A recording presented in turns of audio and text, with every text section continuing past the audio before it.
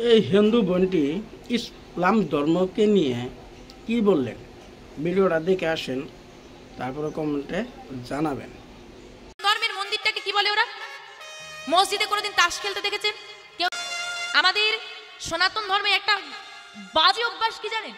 আমাদের সনাতন ধর্মের মানুষের একটা বাজে অভ্যাস, বদ অভ্যাস, নিজে ভালো কাজ করবে না, কেউ ভালো কাজ করলে পেছনে টেনে ধরে রাখবে। একমাত্র এটা সনাতন ধর্মে আছে, অন্য কোনো ধর্মে নেই। আপনি চাইলে ঘুরে দেখতে পারেন, আপনি চাই ঘুরে দেখুন। আপনি দেখেছেন কোনোদিনও ইসলাম ধর্মের মন্দিরটাকে কি বলে ওরা? মসজিদে কোনোদিন তাস খেলতে দেখেছেন কেউ? দেখেছেন? হ্যাঁ কি না? আমাদের হিন্দু সনাতন ধর্মে কালী মায়ের মন্দির দেখুন, ভোলানাথের মন্দির দেখুন, সেখানে কি হয়? ক্লাব ঘর, মন্দিরটা ক্লাব ঘর। পবিত্রতা, পবিত্রতা, ভক্তিমূলক জায়গা বলে কিছু নেই। আছে? এটা অন্য ধর্মে চলে যান দেখি, আপনি মন্দিরে তাস খেলবেন? আছে কোনো ধর্মে?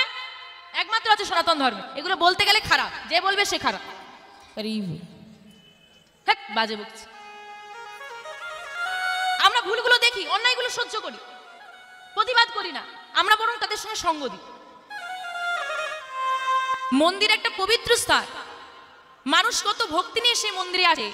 মানুষ যখন ভক্তি নিয়ে সেই মন্দিরে পুজো করতে এলো, দেখলো পাশে কয়েকজন বসে সিগারেটে ফু দিচ্ছে। আবার বাবা এখন ভোলানাথের মন্দিরে বসে সিগারেটে ফু দেয় বা অন্য কিছু খায়, আরে বাবার প্রসাদ, আরে বাবার প্রসাদ, বাবা প্রসাদ তুই হ্যাঁ খাচ্ছিস কা? বাবা বিষ খেয়েছিল, সেটাও খেয়ে আমরা এনে দিচ্ছি, পয়সা তোকে দিতে হবে। ভোলানাথ বিনা পয়সায় পেয়েছিল না, তোকেও বিনা পয়সায় দেবো, খেয়ে দেখা। বাবা সর্বদা কৃষ্ণ নাম করতো, তুই গা। বাবা বাঘ জল পড়তো, তুই পর। বাবা শ্মশানে থাকতো, তোর মতো রাত প্রসাদে থাকো না, সেখানে তো গিয়ে থাক। কবে শিখবে আমাদের ধর্ম? কবে যাবে মানুষের চেতনা? অচেতন আমরা। আমাদের গৌর হরির নামটা কি? চৈতন্য। নামটা কত সুন্দর, নামটার অর্থ কি? এই নামটার মানে কি? চৈতন্য। যার কথা আস্বাদন করলে জীবের চেতনা জাগ্রত হয়, তিনি হলেন চৈতন্য। গৌর হরি জীবের চেতনা জাগ্রত করার জন্য ধুলাই গড়াগড়ি ছিল। বাবা এখনকার মানুষদেরকে ধুলাই গড়াগড়ি দিতে হবে না, সাধুগুরু বৈষ্ণবের চরণ মাথা নত করতে বললে কে কোথাকার বাবাজি এসেছে, আমি কেন প্রণাম করতে যাব? এটা হচ্ছে একটা বাজে স্বভাব আমাদের সনাতন ধর্ম। আচ্ছা তুমি করছো না, করো না, না প্রয়োজন নেই, তোমার মন চাইছে না, করো না। কেউ করলে কেন তুমি তার পেছনে লাগে? বোঝান দেখি, এর কোনো যুক্তি আছে? এই রোগের কোনো ওষুধ আছে? কোন ওষুধ? আবার বাবা এখন একটা নতুন দেখি বাবা এ উঠেছে, তু এই বয়সে কি হরি হরি বলবো?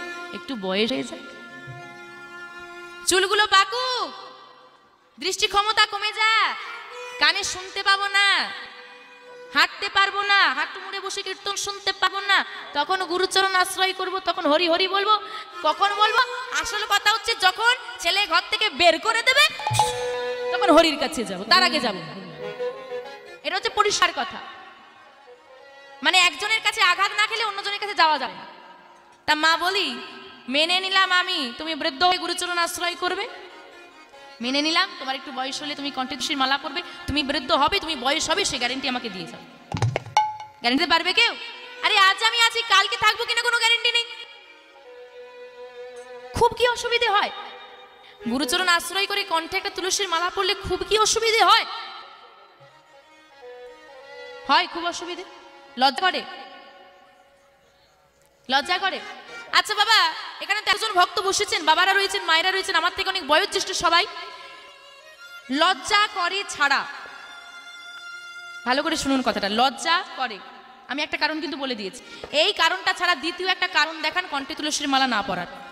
একটা কারণ লাগে, আমি যে কারণটা বললাম এটা ছাড়া। আর কারো কাছে কোনো কারণ আছে? ও বাবা কোনো কারণ আছে? যে লজ্জা করে, এছাড়া একটা কারণ লাগবে। কি গো মা, কোনো কারণ? পড়ি না কেন? না লজ্জা করে, তাই তো?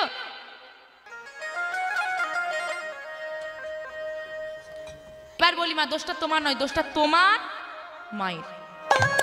আচ্ছা একটা কথা বলেন দেখি মা, এই যে আমার প্রত্যেক বছর একটা নতুন নতুন করে সিরিয়াল আসে, প্রত্যেক বছর সেই সিরিয়ালের নাম ধরে পোশাক বেরো, পোশাকগুলোর এখানে ফাঁকা, ওখানে ফাঁকা, সেখানে ছেঁড়া, ওখানে সেগুলো পড়তে লজ্জা করে, হ্যাঁ কি না? লজ্জা করে না? হিন্দির একটা জিনিস পড়তে এত লজ্জা কিসে? লজ্জাটা করার একটাই কারণ, তোমার মা এর জন্য দোষী। যদি কারো কণ্ঠে তুলসী মালা পড়তে লজ্জা করে এবং তোমার মা বর্তমান আজই গিয়ে আঙুল তুলে প্রশ্ন করবে, মা কেন তুমি আমাকে ঠিক সময় গুরুচরণে ঠেলে দিলে না? কেন তুমি আমাকে কণ্ঠে তুলসীর মালাটা ছোটবেলায় দিলে? তুমি যদি ছোটবেলা থেকে আমাকে গলায় তুলসীর মালাটা দিতে, আজ আমার পড়তে লজ্জা করতো না। চাই প্রমাণ লাগবে না? আজকে তোমার বাড়ি যে বাচ্চাটা 5 বছর, তাকে গলায় একটা তুলসীর মালা পরিয়ে দাও, দরকার নেই গুরুচরণ আশ্রয় করার। যদি মনে হয় পরে করাবো, করিও। গলায় একটা তুলসীর মালা দাও, সে বাচ্চা খুলবে, তার লজ্জা করবে, হ্যাঁ কি না? করবে না। এখন যে বাচ্চার বয়স 5 বছর, তাকে পড়া কি হবে? তাহলে গোড়ায় ওখানে সমস্যা রয়ে গেল না? কিন্তু যার আজকে বয়স 5 বছর,